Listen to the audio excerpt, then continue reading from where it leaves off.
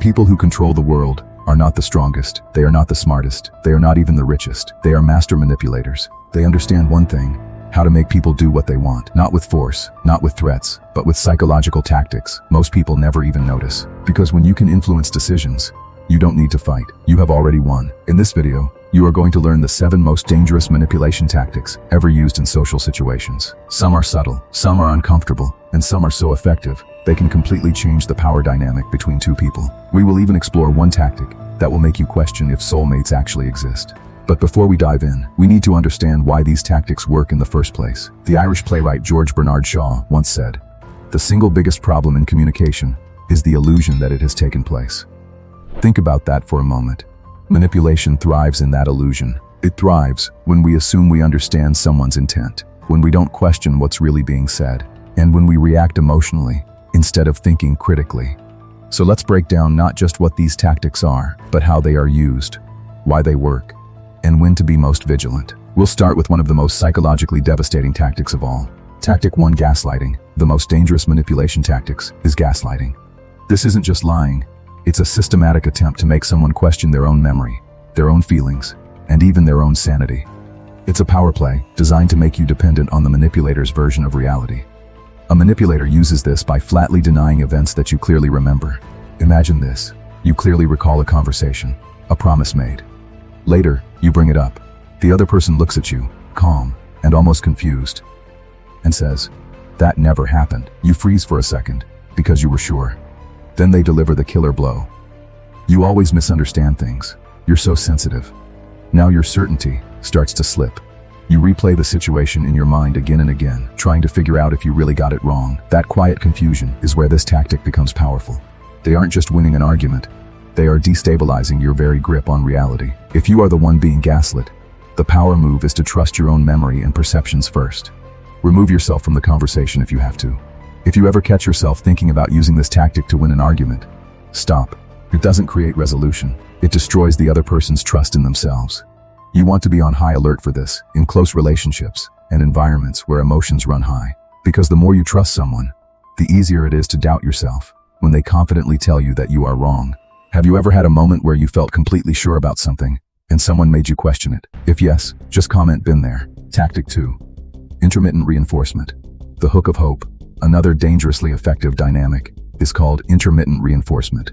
This is when someone gives you strong positive attention, warmth, and affection, and then suddenly and unpredictably pulls it away. It is the psychological equivalent of a slot machine. One day they are warm, interested, and excited to talk to you. They make you feel special. The next day, they are distant, cold, and aloof, almost as if you did something wrong. You get the reward just often enough to keep you hooked, but never consistently enough to feel secure. Your mind, desperate for consistency, starts searching for answers. What did you do? How can you fix it? You try harder. You invest more energy. You become completely focused on getting the good version of them back. This emotional unpredictability creates a powerful trauma bond, a strong attachment that is incredibly difficult to break. If you recognize this pattern in your own life, the key is to stop chasing approval. Realize that the problem isn't you. It's the unpredictable system they've created. Start valuing consistency above intensity. And if you find yourself in a position of influence, remember that the genuine power you gain from being consistently reliable will always outweigh the fleeting control you might get from being unpredictable. Tactic 3: love bombing. The artificial soulmate. Another tactic that feels absolutely amazing at the beginning is love bombing. It starts with an overwhelming flood of intense attention, constant compliments, grand, sweeping gestures, a declaration of a fast, deep emotional connection. They start making big future plans with you right away. It feels like something truly special is happening. It feels like, finally, someone truly understands you. They might even say things like, "I've never met anyone like you," or "I feel like I've known you my whole life." This is the tactic that makes you question if soulmates actually exist. But this intensity isn't sustainable, and it's not real connection. It's a performance designed to overwhelm your critical thinking and create a powerful sense of obligation. Sometimes, once they feel they have you hooked, that intensity disappears just as fast as it appeared. Now you feel confused, and maybe even a little desperate, to bring that amazing feeling back. This leaves you vulnerable and willing to do anything to please them. So how do you navigate this? If you are dating or making new friends, focus on building a bond step by step. Be suspicious of anyone who tries to accelerate intimacy at a breakneck pace. Real, healthy relationships grow slowly and consistently. If something feels too good to be true, it often is. Give it time. Time reveals all patterns. Tactic 4: guilt tripping. The emotional lever. This tactic doesn't try to convince you with logic. It tries to move you emotionally by weaponizing your own conscience. Guilt tripping is a form of emotional blackmail. A manipulator using this won't argue the facts. Instead, they will make statements designed to make you feel like a bad person. You might hear things like, "If you really cared about me, you would do this." Or, "After everything I've done for you, this is how you treat me?" Or the classic, "I guess I was wrong to expect better from you." Suddenly, the situation is no longer about what you want or what is fair. It becomes about you proving you are a good, caring, and loyal person. You are no longer making a free choice. You are acting out of a fear of being seen as selfish or ungrateful. When you feel that emotional squeeze, pause. Separate the request from the judgment of your character. A healthy request stands on its own merit. A guilt trip needs to make you feel small to get what it wants. Recognizing this pressure helps you make decisions based on what you genuinely want to do, not out of a fear of being a bad person. By the way, which tactic feels the most familiar to you so far? Gaslighting, hot-cold behavior, or guilt pressure? Comment the number. I am really curious. Tactic 5: scarcity pressure. The fear of missing out. Another powerful influence dynamic is scarcity pressure. It's a primal trigger. When something feels limited or rare, our brains automatically assign it more value. The fear of losing out overrides our logical thinking. This is the tactic behind last chance. Only a few left. This offer won't last. And everyone wants this. In social situations, it might sound like, "I don't have much time for you today," making their attention seem more valuable. Or, "I have other people interested, so let me know soon," in a negotiation. Your heart speeds up. Your thoughts get rushed. You feel a compulsion to decide quickly before the opportunity vanishes. This manufactured urgency is a hallmark of manipulation in sales, social situations, and negotiations. So here is the rule of thumb. Whenever you feel rushed, slow down.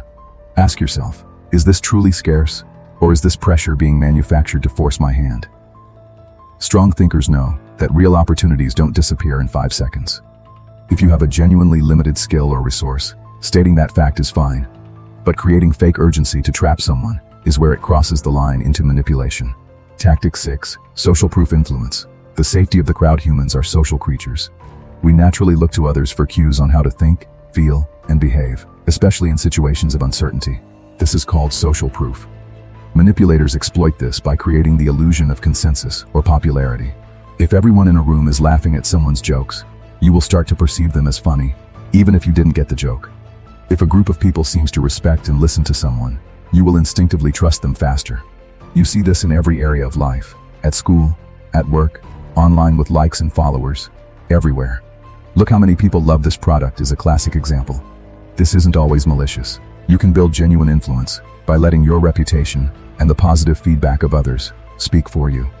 But when you feel yourself agreeing with the crowd, pause and ask yourself a critical question. Do I actually believe this based on my own judgment? Or am I just following the crowd because it feels safe? Awareness is your shield. Tactic 7: emotional framing. This is the understanding that influence is often simply about how a situation or person is described. The words you choose don't just label reality, they shape how people feel about it. And feelings shape decisions. Think about the difference between calling a company layoff a disaster or a restructuring, calling a mistake a failure or a learning opportunity, calling a blunt person difficult or refreshingly honest. The facts are the same, but the emotional response is completely different. A master manipulator frames every conversation to guide your emotional response. They choose the words that serve their purpose, leading you to the conclusion they want you to reach before you've even had a chance to think for yourself. So, become a master of your own narrative. Frame your challenges as opportunities and your goals as inevitable. And when you listen to others, start paying attention to the specific words they use. Once you start noticing framing, conversations begin to look very different. You will see the attempt to guide your feelings, and you can then decide for yourself how to interpret the situation.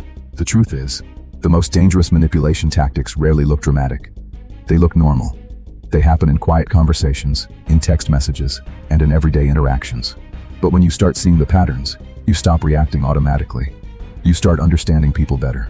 And as George Bernard Shaw pointed out, the biggest problem is the illusion that communication has taken place. By learning these patterns, you shatter that illusion. You see what is really happening.